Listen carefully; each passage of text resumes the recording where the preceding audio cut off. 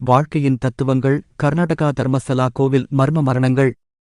அனைவருக்கும் வணக்கம். வாழ்க்கையின் தத்துவங்கள் யூடியூப் சேனல் உங்களை அன்புடன் வரவேற்கிறேன். இன்று நாம் பேசப்போகும் ஒரு சம்பவம் நம் மனதை உலுக்கும், பல கேள்விகளை எழுப்பும், ஒரு சமுதாயமாக நாம் எங்கு இருக்கிறோம் என்று சிந்திக்க வைக்கும் ஒரு விஷயம். இது வெறும் ஒரு செய்தி அல்ல, இது நமக்கு பல தத்துவங்களை உணர்த்தும் ஒரு கண்ணாடியாகும்.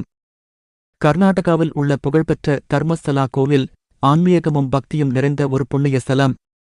ஆனால் தற்போது அந்த கோவிலின் புனிதம் கேள்விக்குள்ளாகும் ஒரு மர்மமான சம்பவம் வெளிச்சத்திற்கு வந்துள்ளது. கோவில் தொடர்பான மர்ம மரணங்கள் குறித்த விசாரணையில் முதன்முறையாக உடல் பாகங்கள் தோண்டி எடுக்கப்பட்டிருப்பது பெரும் அதிர்வலைகளை ஏற்படுத்தியுள்ளது.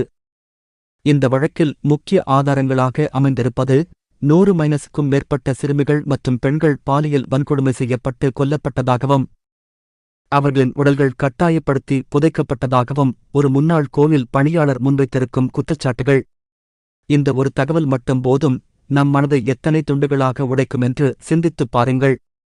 இந்த நிகழ்வு நமக்கு பல தத்துவங்களை கற்றுக் கொடுக்கிறது. முதல் தத்துவம் நம்பிக்கையின் மீதான கேள்வி.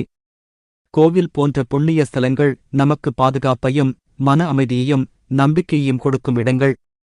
ஆனால் அங்கு இத்தகைய கொடூரங்கள் நடந்திருந்தால் நாம் இங்கேதான் பாதுகாப்பு தேடுவது. நம்பிக்கையின் அஸ்திவாரம் ஆட்டம் காணும்போது மனித மனங்கள் பெரும் குழப்பத்திற்கு உள்ளாகும். இது மதத்தின் மீதான கேள்வியல்ல, மனிதனின் அறம் மீதான கேள்வி. இரண்டாவது தத்துவம் அதிகாரமும் துஷ்பிரயோகமும். இந்த வழக்கில் குற்றம் சாட்டப்பட்டிருப்பவர்கள் கோவில் நிர்வாகத்துடன் தொடர்புடையவர்கள் என்றால் அது அதிகார துஷ்பிரயோகத்தின் உச்சகட்டமாகவே பார்க்க வேண்டும். அதிகாரம் என்பது மக்களை வழிநடத்தவும் பாதுகாக்கவும் கொடுக்கப்பட்டது. ஆனால் அதுவே கொடூரங்களுக்கு பயன்படுத்தப்படும் போது அந்த சமூகத்தில் நீதி எவ்வாறு நிலைக்கும்? மூன்றாவது தத்துவம் அமைதியைக் குலைக்கும் மானம். இத்தனை மரணங்கள், இத்தனை வன்கொடுமைகள், இத்தனை ஆண்டுகள் எப்படி மானமாக இருந்தன?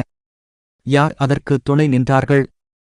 பயம், அதிகாரம், அறியாமை, இந்த மூன்றும் பல உண்மைக் கதைகளை புதைக்கின்றன. ஒரு சமூகமாக நாம் மனத்தை உடைத்து அநீதிக்கு எதிராக குரல் கொடுக்கும்போதுதான் உண்மையான மாற்றம் சாத்தியமாகும்.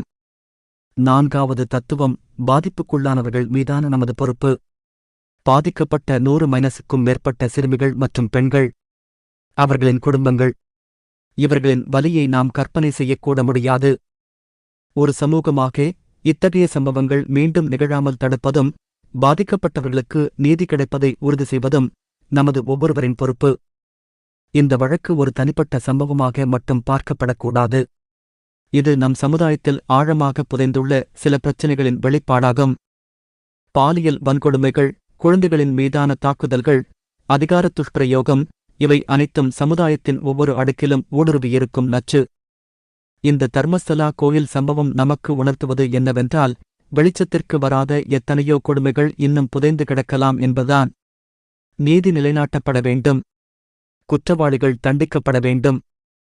அதைவிட முக்கியமாக இத்தகைய கொடூரங்கள் மீண்டும் எங்கும் நிகழாமல் இருக்க ஒரு சமூகமாக நாம் விழிப்புடன் இருக்க வேண்டும்.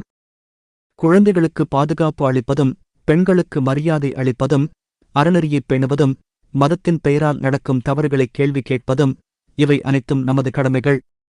வாழ்க்கையின் தத்துவங்கள் என்பது வெறும் அறிவுரைகள் அல்ல, அவை நமது செயல்களிலும் சிந்தனைகளிலும் பிரதிபலிக்க வேண்டும். இந்த சம்பவம் குறித்து உங்கள் கருத்து என்ன?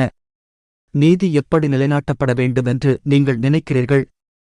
கமெண்ட்ஸ் பகுதியில் உங்கள் எண்ணங்களைப் பகிர்ந்து கொள்ளுங்கள். இந்த வீடியோ உங்களுக்கு பிடித்திருந்தால் லைக் செய்யுங்கள், உங்கள் நண்பர்களுடன் பகிருங்கள். மேலும் இது போன்ற சிந்தனையை தூண்டும் வீடியோக்களுக்கு எங்கள் சேனலை சப்ஸ்கிரைப் செய்து பெல் ஐகானை கிளிக் செய்யுங்கள். அடுத்த வீடியோவில் சந்திப்போம். நன்றி.